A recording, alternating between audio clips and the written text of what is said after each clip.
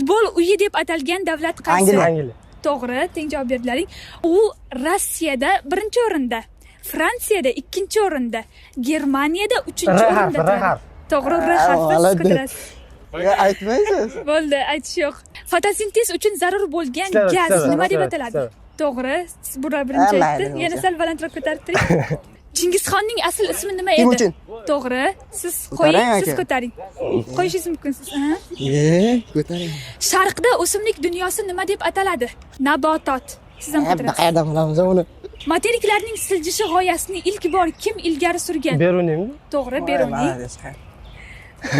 Albert Einstein kuniga necha soatdan ko'proq uxlar 10 edi? soat. Uxlar edi 10 soatmi? 10 soatdan ko'p, to'g'ri.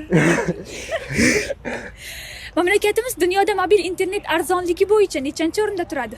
Qimmat. Oxirgi o'rinda. 21. 21, to'g'ri. O'qigan kunim to'p. Bo'ldi. Yana O'yin sotib tugadi, rahmat. Tugadi? Ha.